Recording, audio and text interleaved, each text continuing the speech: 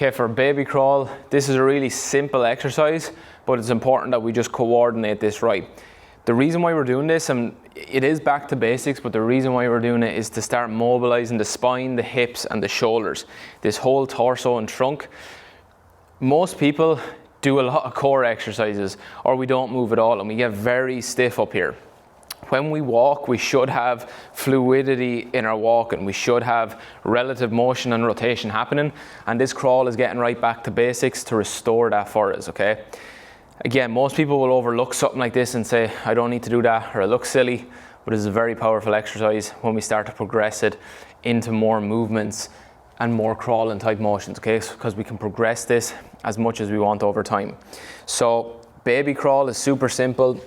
We're on the hands and knees, and all I'm going to do from here is step my opposite hand and opposite leg forward, okay? That's it. So now I'm closed on this side, I'm open on my left side, and my head has drifted over on top of this hip.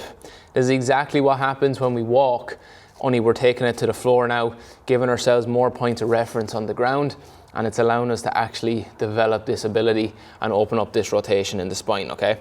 So as I step and reach one hand forward, I'm going to slightly turn my fingers to that side, okay? So I'm dropping my hand to the floor, and that outside edge of my hand is hitting the floor, okay? Super basic, but super powerful, okay? I'm crunching to this side, my head is now aligned, and then from here I step and I come to the opposite side, okay? We're not looking for big steps here, it's just small steps, and I'm coordinating my hand and my foot together, okay? So just to come back and show again, as you can see what's happening here, as I step, now I'm crunching, head is moved, I'm crunching, I'm rotating through that spine, okay? My scapula are starting to move, my hips are starting to move.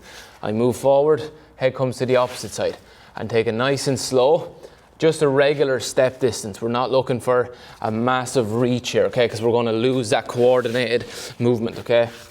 What we want is, we want our hand and our knee moving roughly the same distance as we move throughout, okay? And really focus on exaggerating that movement of crunch on my right, head follows, crunch on my left, head follows. Elbows coming back to hip, okay? As we come, and we're just moving along the floor with this simple motion, okay? Then what we can do from there is start to progress that over time into a crawl where now our knees are off the floor, and now we're starting to remove these points of references. So here we've got our feet, our knees, and our hands on the floor. Then we can progress that to taking our knees off the floor, but it's the same principles, okay? I'm starting to move in this position. I'm starting to get that rotation through the spine, and now we're starting to get a little bit of stability into our movement, okay? And again, this is something that's overlooked by so many people. So many people will find this difficult because this is the basics. This is the ground zero of restoring that systemic rotation in the body, that fluidity in our movement. See how this type of movement starts to free up the shoulders, starts to take us up into our walking, where we start to get this rotation through the spine. And then as we run, now we start to develop that rotation. We're starting to teach our bodies how to do that again. We do so many exercises where this is all locked down, and we're just pushing from here like this. We're rowing, we're even doing single arm stuff, but we're not systemically moving. We're not integrating movement into our bodies. If you want to move well, then all parts of your body need to move well. And isolating movements all the time doesn't give us that, okay? We need to restore that. It's not that bracing the core and lifting heavy is bad.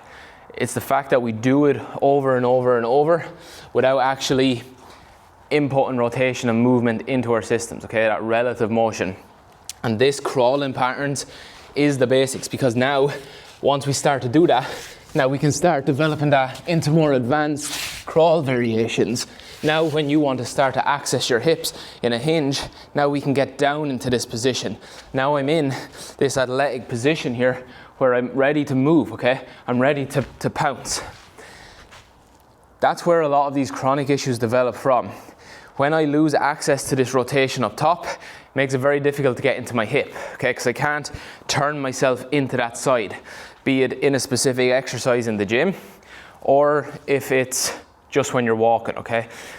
If we lose access to that rotation, we get stuck in the middle and we end up walking like this, okay? You see See it every day with people. We lose access to that fluidity. Our foot strike becomes off, which impacts our knee, our ankle, our hip, and all the way up the chain. We need to integrate our movements much more. And it's so easy to do that in the gym, but you need to get back to the basics, okay? Nail the crawling pattern. It's a fundamental movement. That's how babies develop, okay? They first start on the floor like this, and they're already getting that rotation. Then they somehow develop to come up to their knees. Then we can start to take our knees off the floor and start to move in all these different ways. Then we take ourselves up into our feet and we start walking, we start running, we start doing these more complex movements. But rotation is key, crawling is the key. It's one of the 5 key fundamental movement patterns that I try to restore for people, okay? We've got our squat, our crawling patterns, hanging, our hinge. These are all really basic movement patterns, but they're so important to help us move better, okay? Start with the crawl. It's going to start to restore a lot of relative motion very easily. Included as part of your warm-up before you go into the gym. You can do it at home on the floor every single day. It just inputs rotation into your system. If you're really struggling with shoulder pain, back pain, or even hip pain, this is a really low level of entry that you can get started. If you find that you have so much pain that you can't get started, get on the floor and start here.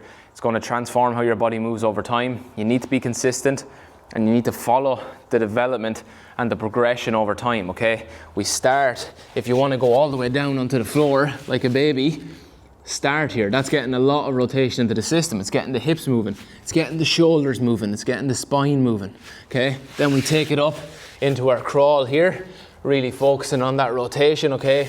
Imagine you're like a cat. If you ever see a cat walking, they've got this spiral motion happening all the time in their body. Then take it up where your knees are off the floor, and then we can start integrating that into standing, into our exercises in the gym, start loading exercises, and really start taking things to the next level. The most important thing is that you can move pain-free. Nobody wants to go to the gym and feel stiff and feel like crap, and nobody wants to spend 24 hours of the day feeling like that either. This is a really safe place to start, and it's going to transform how you move. This is why I've created all my programs, and this is integrated in to my programs, and these concepts are integrated in, okay? So click below, you'll see all the links in the description to check out programs. Start by restoring systemic relative motion and rotation. Everything else will start falling into place. Movement will become much more effortless, much more pain-free, and you're going to start to enjoy movement more. You're going to be more resilient to injury, but this is the first step.